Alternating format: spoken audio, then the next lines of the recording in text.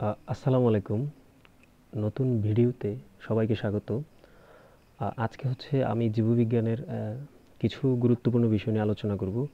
এখানে কিছু শর্টকাটের বিষয় থাকতে পারে এবং কিছু যুক্তি সহযোগে কিভাবে বায়োলজির কিছু বিষয় অধ্যয়ন করা যায় সেটা নিয়ে আলোচনা থাকতে পারে।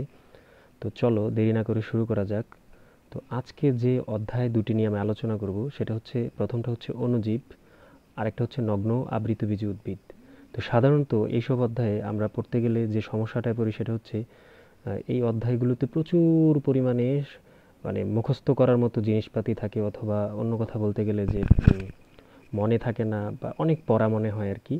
তো সেটার একটা প্রাথমিক যে ধাক্কা, সেই ধাক্কাটা সামলানোর জন্য আমাদের কিছু জিনিস জানা থাকলে বাকি কাজটা অনেকটাই সহজ হয়ে যায়। তো চলো আমি আজকে সেটা নিয়ে আলোচনা করব যে কিভাবে সেই প্রাথমিক ধাক্কাটা কাটানো যায়। তো আমি যেটা করেছি সেটা হচ্ছে, আমি তুলনামূলকভাবে একটা চার্ট তৈরি করেছি এখানে প্রত্যেকটার মধ্যে, এবং সেই চার্ট যদি আমরা ঠিকঠাক মতো জানি তবে হচ্ছে আমাদের চ্যাপ্টারটা বোঝা খুব সহজ হয়ে যাবে, এবং পরবর্তীতে আমরা যখন নিজেরা পড়তে যাব তখন আমাদের জন্য অনেকটাই সুবিধা হবে আর কি। তো কিছু বিষয় আমি একটু বলে নিই আগে থেকে। সেটা হচ্ছে, সবসময় তুলনামূলক যে আলোচনা বা পড়াশোনা সেটা খুবই ইফেক্টিভ হয়। কিভাবে ইফেক্টিভ হয় সেটা হচ্ছে, আমরা আহ, তাহলে দুইটা চ্যাপ্টার বা দুইটা টপিক একসাথে শেষ করতে পারি এবং তাদের মধ্যে একটা সম্পর্ক, সাদৃশ্য বৈসাদৃশ্য বের করতে পারি। তখন আমাদের জিনিসটা সম্পর্কে একটা মানে ভাস্ট আইডিয়া পেতে খুব একটা সুবিধা হয় আর কি। তো চলো প্রথমে ভাইরাস আর ব্যাকটেরিয়াতে যাই। তো স্বাভাবিকভাবে মনে রাখতে পারো যে ভাইরাস হচ্ছে পৃথিবীতে এমন একটা জিনিস, এটা আসলে জীবও না জড়ও না, মানে জীব এবং জড় দুইটার মাঝামাঝি। প্রশ্ন হচ্ছে কিভাবে। উত্তর হচ্ছে, ভাইরাস যখন দেহের বাইরে থাকবে তখন হচ্ছে সেটা খুবই নিষ্ক্রিয়, মানে একেবারে নিষ্ক্রিয় থাকবে, জড় পদার্থ খড়কুটোর মতো। কিন্তু যখন কোনো লিভিং বডি পাবে, অর্থাৎ জীবিত কোষ পাবে, সেটার ভিতরে ঢুকে সে ওই কোষটাকে দখল করে ফেলবে, ওই কোষটাকে নষ্ট করে নিজের জীবন চালাতে শুরু করবে আর কি।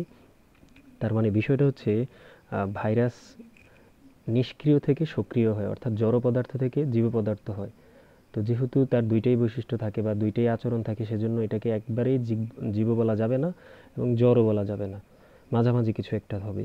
কিন্তু ভাইরাস থেকে ব্যাকটেরিয়া একটু উন্নত এবং সে কোনো জড় বৈশিষ্ট্য ধারণ করে না। তার মানে তার সমস্ত বৈশিষ্ট্যই হচ্ছে জীব বৈশিষ্ট্য। তো সেই জীব বৈশিষ্ট্য কিভাবে কাজ করে সেটাও আমরা দেখব।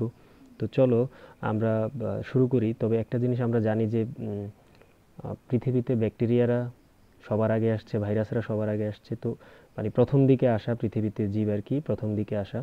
তো সেগুলোর বৈশিষ্ট্যগুলো সব আদি আদি বৈশিষ্ট্য হবে, অর্থাৎ অপ্রকৃত বা কোনোটা থাকবে না, অভাব থাকবে প্রচুর, এরকমটা আমরা দেখতে পাবো। তো চলো প্রথমে আসি ভাইরাসের ব্যাপারে। ভাইরাস যেহেতু ব্যাকটেরিয়া থেকে কম উন্নত, তাহলে কিছু যুক্তি মিলে যাবে। কিভাবে? আমি যদি বলি ভাইরাসের কোষ আছে কিনা, উত্তর হচ্ছে না, কোষ নেই। তাহলে ভাইরাস হচ্ছে অকোষীয় বা অ্যাসেলুলার। তাহলে ব্যাকটেরিয়ার কি থাকবে? উত্তর হচ্ছে থাকবে, কিন্তু থাকলেও সে তো খুব উন্নত না, এটা আমি বলেছি। তার মানে সেটা হবে আদিকোষীয়। এখন প্রশ্ন হচ্ছে আদিকোষীয় মানে কি? আদিকোষীয় মানে হচ্ছে তার মানে যে কোষটা থাকবে সেটার ভেতরে শুধু বৃত্তাকার নিউক্লিয়াস, মানে বৃত্তাকার নিউক্লিয়াস বলতে সেটা নিউক্লিয়াস বলা যায় না, সেটা হচ্ছে আসলে একটা কিছু বৃত্তাকার ডিএনএ আর কি। তো বৃত্তাকার ডিএনএ থাকবে, অর্থাৎ নিউক্লিয়াসটা সুগঠিত থাকবে না। এছাড়াও যে সাইটোপ্লাজমের অন্যান্য অঙ্গাণু, সেখানের মধ্যে রাইবোসোম ছাড়া আর কিছুই থাকবে না, যেমন Golgi body, plastid, endoplasmic reticulum, mitochondria, এগুলো কিছু থাকবে না। আর ভাইরাস তো হচ্ছে কোনো কোষই না। অর্থাৎ কোষ একটা জিনিস হবে কি না সেটা নির্ভর করে নিউক্লিয়াস থাকার উপরে। ভাইরাসের মধ্যে কোনো নিউক্লিয়াসই নাই, এজন্য সে অকোষীয়। কিন্তু ব্যাকটেরিয়াতে নিউক্লিয়াস থাকে, কিন্তু সেটা আদি, এক্স্যাক্টলি এটা নিউক্লিয়াস না, এটা হচ্ছে সামান্য কিছু ডিএনএ একটা বৃত্তাকার আকারে থাকে, আর আশেপাশে কিছু রাইবোজোম থাকে এই। এবার আকৃতি গঠনের মধ্যে যদি যাই, তাহলে ভাইরাসের দেহের ভিতরে কি থাকে। ভাইরাসের একটা আবরণটা এরকম হয়, ধরো এইরকম একটা আবরণ থাকবে, আর ভেতরে হয় ডিএনএ থাকবে, না হয় আরএনএ থাকবে, এরকম আর কি। তো যে ভাইরাসে ডিএনএ থাকে সে ভাইরাসে আরএনএ থাকে না, যে ভাইরাসে আরএনএ থাকে সে ভাইরাসে ডিএনএ থাকে না। তার মানে ডিএনএ থাকবে অথবা আরএনএ থাকবে। তো তার মানে বাইরের দিকে প্রোটিনটা থাকবে, সেই প্রোটিনের ভেতরে নিউক্লিক অ্যাসিড মানে ডিএনএ অথবা আরএনএ থাকবে। আর ব্যাকটেরিয়াতে তো কোষ প্রাচীর থাকতে পারে, না, প্লাজমা মেমব্রেন থাকবে, সাইটোপ্লাজম থাকবে, রাইবোসোম থাকবে, হ্যাঁ কোষ প্রাচীর থাকবে। তো এখন ব্যাপার হচ্ছে সাইটোপ্লাজমের অন্যান্য অঙ্গগুলো আর থাকবে না এখানে, ওই অঙ্গাণুগুলা এখানে অনুপস্থিত বিধায় সে আদিকোষীয়। তারপরের বৈশিষ্ট্য হচ্ছে আমরা জানি যে ভাইরাস হচ্ছে জীবিত এবং নির্জীব উভয় বৈশিষ্ট্যই বহন করে। দেহের বাইরে নির্জীব আর দেহ পেলে জীবিত। তো আসলে একটা ভাইরাস যে আমাদের আক্রমণ করে আমাদের মেরে ফেলার জন্য কিন্তু সে চেষ্টা করে না, তার ব্যাপারটা হচ্ছে তার বংশবৃদ্ধি করতে হবে। তো বংশবৃদ্ধি বা জীবন চালানো বা সংখ্যা বাড়ানোর জন্য সে একটা সেল নিতেই হবে, না হয়তো সে বংশবৃদ্ধি বা সংখ্যা বাড়াতে পারবে না। সেটা করতে গেলে বংশবৃদ্ধি বলতে শুধু সংখ্যা বাড়ানো, এদের কোনো জনন টনন নাই। তার মানে এটা হচ্ছে ব্যাপার আর কি। তার মানে সেটা হচ্ছে জীবিত এবং নির্জীব উভয় বৈশিষ্ট্য বহন করে। আর ব্যাকটেরিয়া সারা জীবনই জীবিত, দেহের বাইরে থাকলেও জীবিত, দেহের ভেতরে থাকলেও জীবিত। ভাইরাস খুবই ছোট হয়, খুবই ছোট। সেটা হচ্ছে 20 থেকে প্রায় 300 ন্যানোমিটার পর্যন্ত, কোনো কোনো ক্ষেত্রে কম বেশি কিছুটা হতে পারে। আর ব্যাকটেরিয়া হচ্ছে তার হচ্ছে প্রায় 1000 গুণের মতো বড়। ন্যানোমিটার হচ্ছে 10⁹9, 10⁹9 মিটার। আর মাইক্রোমিটার হচ্ছে 10�6 মিটার। সেটা হয় 0.2 মাইক্রোমিটার থেকে 10 মাইক্রোমিটার পর্যন্ত। তো এরপরে আসি শ্বসন। ভাইরাস যেহেতু মাইটোকন্ড্রিয়া ধারণ করে না, জীবীয় কোনো কাজই করে না, তাহলে তার শ্বসন থাকবে না, অর্থাৎ সে নিজে থেকে কিছু করতে পারবে না। আর ব্যাকটেরিয়া হচ্ছে শ্বসন করতে পারে। এখন প্রশ্ন হচ্ছে তার তো মাইটোকন্ড্রিয়া নাই, তাহলে সে শ্বসনটা কোথায় করে? উত্তর হচ্ছে তার যে কোষ প্রাচীর আছে, তার ভিতরে যে প্লাজমা মেমব্রেন আছে, সেই প্লাজমা মেমব্রেনের গায়ে সে কাজগুলো করে। যেহেতু একটা মেমব্রেনের গায়ে তো এই কাজগুলো করে, তাহলে নিশ্চয়ই এগুলো এত উন্নত না। সেজন্য তার শ্বসনটা হয় অবাধ শ্বসন, অর্থাৎ সে অক্সিজেন ব্যবহার করতে পারে না। এজন্য ভালো এটিপি সে তৈরি করতে পারে না। প্রজনন, স্বাভাবিকভাবে ভাইরাসের প্রজনন থাকবে না, কারণ সে প্রজনন ক্রিয়ায় অংশ নেয় না, শুধু মাল্টিপ্লাই হয়, মানে অর্থাৎ সংখ্যা বৃদ্ধি করে অন্য কোষ দখল করে সেটার ভেতরে। আর ব্যাকটেরিয়া হচ্ছে স্বাধীনভাবে প্রজনন করতে পারে। তার প্রধান প্রজননের যে পদ্ধতি সেটা হচ্ছে দ্বিভাজন। এখন প্রশ্ন হচ্ছে দ্বিভাজন কি? ধরো এটা একটা ব্যাকটেরিয়ার সেল, তার ভেতরে আছে ডিএনএ। তো এটা কি করবে? এরকম দুইটা সেল তৈরি করবে মাঝ বরাবর ভাগ হয়ে। বাট তার আগে কিন্তু অবশ্যই ডিএনএটাকে দ্বিগুণ করে নিতে হবে। ফলে ডিএনএ এখানেও আসলো, এখানেও আসলো, এভাবে জাস্ট দুইটা ভাগে ভাগ হয়ে যায়, আর কোনো কিছুই না। তারপরে ব্যাপারটা হচ্ছে এনজাইম ক্রিয়া, বিপাক ক্রিয়া আছে কিনা। এটা ভাইরাসের থাকবে না, যেহেতু সে জীবীয় বৈশিষ্ট্য ধারণ করে না, বা কোষ না, কোষ থাকলেও হইতে পারতো, ব্যাকটেরিয়ার আছে। অ্যান্টিবায়োটিক ভাইরাসকে কিছু করতে পারে না। তো আমরা যে করোনা ভাইরাস হলে অ্যান্টিবায়োটিক গ্রহণ করি, সেটা কিন্তু ভাইরাসকে আটকায় না। তো ভাইরাস যখন, করোনা যখন আমাদের ফুসফুসে আসে, তখন নিউমোনিয়া হওয়ারও চান্স থাকে। সেই নিউমোনিয়া আবার ব্যাকটেরিয়া দ্বারা তৈরি। সেই নিউমোনিয়াকে আটকানোর জন্য আমরা, বা অন্যান্য যে ব্যাকটেরিয়া টাইপের ডিজিজ বা অন্য জীবাণু, সেগুলো আটকানোর জন্য অ্যান্টিবায়োটিকটা ব্যবহার করি আর কি। কিন্তু ভাইরাসকে অবশ্যই কোনো অ্যান্টিবায়োটিক প্রভাবিত করবে না। ভাইরাসকে কে প্রভাবিত করে বা আটকে দেয়? সেটা হচ্ছে ভ্যাকসিন বা অ্যান্টিভাইরাল ওষুধ। ভ্যাকসিন হচ্ছে সরাসরি শরীরে অ্যান্টিবডি তৈরি করে, তো ভাইরাস ঢুকলে সেটাকে মেরে ফেলে। আর অ্যান্টিভাইরাল ওষুধ হচ্ছে ভাইরাস শরীরে ঢোকার পর যে ওষুধটা খেলে, অর্থাৎ অ্যান্টিভাইরাল ওষুধটা খেলে ভাইরাসটাকে হয়তো মারা সম্ভব হবে না, কিন্তু আটকে রাখা সম্ভব হবে। এই আর কি। এটা এরকম, ভাইরাসকে পরিপূর্ণ শরীরের মধ্যে আক্রমণ করার পর আর মেরে ফেলা যায় না সাধারণত, তাকে আটকে রাখা যায়। আর বডিতে ঢোকার আগে যদি আমরা ভ্যাকসিন নিয়ে নিই, সেক্ষেত্রে মেরে ফেলা যায়। এটাই। আর ব্যাকটেরিয়ার ক্ষেত্রে অ্যান্টিবায়োটিক ব্যবহার করা চলে। ডিএনএ, ভাইরাসের মধ্যে হয় ডিএনএ থাকবে, না হয় শুধু আরএনএ থাকবে। যেমন উদ্ভিদ ভাইরাসগুলোতে সাধারণত আরএনএ থাকে, আর প্রাণী ভাইরাসগুলোতে ডিএনএ থাকে। আর ব্যাকটেরিয়াতে ডিএনএ আরএনএ দুইটাই থাকে, কারণ ডিএনএ থেকে আরএনএ তৈরি হয়, আরএনএ থেকে প্রোটিন তৈরি হয়। যেহেতু এটা হতে হবে, এটা লাগবেই, সেজন্য এই দুইটাই তার মধ্যে থাকে। ভাইরাসের উদাহরণ হচ্ছে এইচআইভি, করোনা ভাইরাস, ইনফ্লুয়েঞ্জা। ব্যাকটেরিয়ার উদাহরণ হচ্ছে ইকোলাই, সালমোনেলা, বেসিলাস, আর অনেক কিছু আছে, মাইক্রোব্যাকটেরিয়াম, টিউবারকুলোসিস বা অনেক। যাই হোক, তো আমাদের এই ছিল মানে ভাইরাস ব্যাকটেরিয়ার মধ্যে তুলনামূলক আলোচনা। এখন ব্যাপারটা হচ্ছে এটা দ্বারা তোমরা কি শিখতে পারবে। এটা দ্বারা তোমরা ভাইরাস এবং ব্যাকটেরিয়া সম্পর্কে একটা বেসিক আইডিয়া পাবে। ভাইরাসের অনেকগুলো বৈশিষ্ট্য তোমাদের শেখা হয়ে যাবে, তো ব্যাকটেরিয়ারও বৈশিষ্ট্য শেখা হয়ে যাবে। একটা বায়োলজি কীভাবে তুলনামূলক স্টাডি করতে হয় সেটা সম্পর্কে আইডিয়া পাবে। একটু পরে আমরা পরবর্তীটাতে যাব, সেখানে গেলে আরও সুবিধা পাবো, পড়াটা বুঝতে পারবো। চলো পরবর্তী যে টপিক সেটা শুরু করা যাক। এখন আমরা আলোচনা করব নগ্নবীজী একবীজপত্রী এবং দ্বিবীজপত্রী উদ্ভিদের মধ্যে যে তুলনামূলক ব্যাপারটা আছে সেটা নিয়ে। তো শুরুতে চলো বোঝা যাক যে কি কি বিষয়বস্তুর উপর ভিত্তি করে আলোচনাটা করব। প্রথমে হচ্ছে বীজের বৈশিষ্ট্য, কার বীজ কেমন হয়। যেহেতু নাম নগ্নবীজী, তাহলে তার বীজ খোলা অবস্থায় থাকবে। এখন তোমাদের প্রশ্ন হতে পারে কেন বীজ খোলা অবস্থায় থাকে? উত্তর হচ্ছে তার ফল হয় না। তার মানে ফল না হওয়া মানে কি? গর্ভাশয় নাই। যে গর্ভাশয়টা একদিন ফলে পরিণত হতে পারতো, সেই গর্ভাশয়টাই তার থাকে না। প্রশ্ন হচ্ছে কেন থাকে না?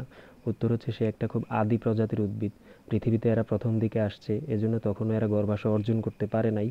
বাট পরবর্তীতে যেসব উদ্ভিদ আসবে তাদের গর্ভাশয় থাকার সম্ভাবনা প্রবল, এজন্য থাকে না। এখন গর্ভাশয় না থাকলে স্বাভাবিকভাবে তার ফুল, ফল, বীজ এগুলা যে থাকবে, ফুল হবে না এবং হচ্ছে যে ফলটা তো হবেই না যেহেতু গর্ভাশয় নাই, আর বীজ নগ্ন অবস্থায় থাকে।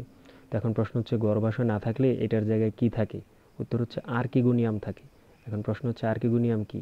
মানে গর্ভাশয়ের মতোই কোনো রকম একটু সাপোর্ট দেয় আর কি, তাকে প্রজননে সাহায্য করে। আচ্ছা, তো একবীজপত্রী তো স্বাভাবিকভাবেই উন্নত, তাহলে তার গর্ভাশয় থাকবে, ফলটল হবে, অর্থাৎ আবৃত থাকবে বীজটা ওই গর্ভাশয়ের ভিতরে। তবে একবীজপত্রী মানে হচ্ছে একটা বীজপত্র থাকে। এখন প্রশ্ন হচ্ছে যে একটা বীজপত্র বা একবীজপত্রী এই কথাটা কীরকম? তুমি যদি একটা চাল নাও, দেখবে চালটা মাঝ বরাবর দুই ভাগ করা যায় না। মানে এটা আগে থেকেই দুই ভাগ বা তিন ভাগ এরকম থাকে না। কিন্তু তুমি যদি একটা আমের আটি নাও, আমের আটিটাকে তুমি বাইরের এই যে আবরণটা সরানোর পরে দেখবে এটা দুইটা ভাগে ভাগ হয়ে যায়। আর একটা সহজ উদাহরণ হচ্ছে বাদাম, সেটাও যদি একটু করা হয় দুইটা ভাগে দেখবে ভাগ হয়ে যায়। আরও কিছু কিছু জিনিস আছে যেগুলোর দুইটা বীজপত্র থাকে ভেতরে। তো এই যে দুইটা বীজপত্র থাকে এজন্যই সে দ্বিবীজপত্রী। একটা বীজপত্র থাকে সেটা একবীজপত্রী। আর দুজনেই হচ্ছে আবৃতবীজী। আবৃতবীজী কেন? কারণ এদের বীজ আবৃত থাকে। তো নগ্নবীজিতে যেহেতু গর্ভাশয় নেই, সেখানে ফুল হয় না সাধারণত। ফুল না হলে আর কি কি হবে সেটা একটু যুক্তি সহকারে বলবো। এখানে ফুল থাকে, এখানেও ফুল থাকে। সে অনুন্নত বা কম উন্নত, এজন্য ফুল থাকে না। বীজের অবস্থা নগ্ন, আবৃত। আবৃত বলা হয়েছে। পাতার শিরোবিন্যাস হচ্ছে সরল। প্রশ্নটা হচ্ছে মানে বিষয়টা কিরকম একটু ব্যাখ্যা করা যাক। ধরো এটা একটা পাতা। এখন এই পাতাতে যদি শিরাগুলা এইরকম এইরকম এইরকম এইরকম এরকম থাকে, এরকম এরকম হাবিজাবি পুরাটা মিলিয়ে থাকে ভিতরে ভিতরে, এটা হচ্ছে জালিকার মতো থাকা। আর যদি এরকম না থেকে একদম ধরো একটা লম্বা সরল পাতা আমি আঁকলাম, সেখানে হচ্ছে এইরকম এরকম থাকে, সেটাকে বলে সমান্তরাল শিরোবিন্যাস। তো নগ্নবীজিতে যেহেতু সে কম উন্নত, সেজন্য তার সরল বা সমান্তরাল শিরোবিন্যাস তার মধ্যে দেখা যায়। একই কথা একবীজপত্রীতেও, কিন্তু দ্বিবীজপত্রী যেহেতু উন্নত তাইলে জটিল হবে, এজন্য জালিকার মতো শিরোবিন্যাস। তোমরা আম পাতা উল্টে দেখতে পারো আর ধান উল্টে দেখতে পারো। মূলের গঠন, এখন নগ্নবীজির একটা প্রধান মূল হয়, কিন্তু যেহেতু সে উন্নত না, সেই মূলটা নস্টক অ্যানাবায়ানা ব্যাকটেরিয়া দ্বারা নষ্ট হয়ে যায়। তাহলে থেকে যায় কি? পরবর্তীতে ওইখানে একটা অস্থানিক মূল সৃষ্টি হয়, সেটাকে ব্যাকটেরিয়া খাওয়া শুরু করে, বাট সেটা হয়ে যায় অনেকটা দেখতে কোরালের মতো। প্রশ্ন হচ্ছে কোরাল কেমন? মানে প্রবাল আর কি। প্রবাল যদি তোমরা সেন্ট মার্টিন গিয়ে থাকো বা অন্য কোনোভাবে দেখে থাকো, তাহলে বুঝবে যে প্রবাল হচ্ছে একটু খাঁচকাটা খাঁচকাটা করে আর কি, খেয়ে ফেলা হয়েছে এরকমটা মনে হয়। আর একবীজপত্রীর উদ্ভিদের মূল হচ্ছে গুচ্ছমূল। তুমি যদি একটা ধান গাছ টান দিয়ে তোলো, তাহলে দেখবে এক গুচ্ছ মূল পাওয়া যায়, কোনো প্রধান মূল সেখানে নাই। কিন্তু তুমি যদি একটা আম গাছ টান দিয়ে তোলো, দেখবে সেখানে একটা প্রধান মূল আছে, অর্থাৎ দ্বিবীজপত্রীতে পাবে প্রধান মূল। কাণ্ডের বৃদ্ধি কি? কাণ্ডে তাদের গৌণ বৃদ্ধি দেখা যায়, তাদের গৌণ বৃদ্ধি নেই। মানে মূল বৃদ্ধির বাইরেও গৌণ বৃদ্ধি থাকে, আর এখানে হচ্ছে কাণ্ডে গৌণ বৃদ্ধি থাকে। বিষয়টা কিরকম? ওই যে ডালপালা তৈরি হওয়া আর কি। তো ধান গাছের কি ডালপালা হয়? কিন্তু আম গাছের হয়। সাইকাসেরও মাঝে মধ্যে হইতে পারে। পরিবহন টিস্যু, স্বাভাবিকভাবে যেহেতু উন্নত নগ্নবীজী, কম উন্নত, সেহেতু তার পরিবহন টিস্যুগুলো উন্নত হবে না। তো আমরা জানি দুইটা পরিবহন টিস্যু থাকবে, একটা হচ্ছে জাইলেম যে জল পরিবহন করে, আর হচ্ছে ফ্লোয়েম যে ফুড পরিবহন করে। তো জাইলেমের মধ্যে তো চারটা জিনিস থাকে, ট্রাকিক, ভেসেল, সিগন্যাল, সঙ্গীকোষ। তো তার মধ্যে জাইলেমে ভেসেল থাকে না আর ফ্লোয়েমে সঙ্গীকোষ থাকে না। কে যেন বলছিল, আমার একটা স্টুডেন্ট 2019 সালে সম্ভবত, সে বলছিল যে জাইলেমের ভাই নাই, ফ্লোয়েমের সঙ্গী নাই। এটা হচ্ছে নগ্নবীজিতে। আর আবৃতবীজিতে হচ্ছে উভয়ই থাকে, অর্থাৎ একবীজপত্রীতেও থাকবে, দ্বিবীজপত্রীতেও থাকবে, যেহেতু তারা উন্নত। পরাগরেণু পরিবহন, খেয়াল করে একটু আগে বলেছি তাদের ফুল হয় না। তো ফুল যে হয় না তার মানে ফুলের ভিতরে কোনো সুঘ্রাণও নেই, মধুও নেই। তাহলে কোনো তাকে কি এই যে কোনো পতঙ্গ আকৃষ্ট করতে পারবে? পারবে না। পতঙ্গকে তারা আকৃষ্ট করতে পারবে না এই উদ্ভিদগুলো। ফলে তাদের অপেক্ষায় থাকতে হবে কখন বাতাস বইবে, সেই বাতাসে তাদের পরাগায়ন হবে। তো অর্থাৎ বাতাসের মাধ্যমে পরাগায়ন হবে। এখন অন্যান্য একবীজপত্রীর মধ্যে যেটা হয় সেটা হচ্ছে একবীজপত্রী বা দ্বিবীজপত্রীর মধ্যে ফুলগুলোতে মধু থাকতে পারে, নেকটার আর কি। সেখানে সুঘ্রাণ থাকতে পারে অথবা দেখতে সুন্দর হইতে পারে, রঙিন। সেটা দেখে পতঙ্গ আকৃষ্ট হতে পারে, ফলে পতঙ্গ বা বাতাসে পরাগায়ন দুইটাই সম্ভব।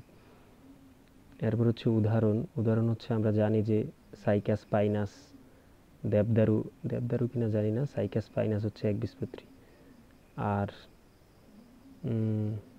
ধান, গম, কলা, পেঁয়াজ হচ্ছে, সরি, সাইকাস পাইন হচ্ছে নগ্নবীজি। ধান, গম, কলা, পেঁয়াজ এগুলো হচ্ছে একবীজপত্রী। আম গাছ, সরিষা, বেল এগুলো হচ্ছে দ্বিবীজপত্রী। তো এরকম আর কি। তো অন্যান্য যেসব আরও পড়া সামনে থাকবে, একটার সাথে আরেকটা তুলনা করে পড়া যেতে পারে, সেগুলো আমি নিয়ে আসবো।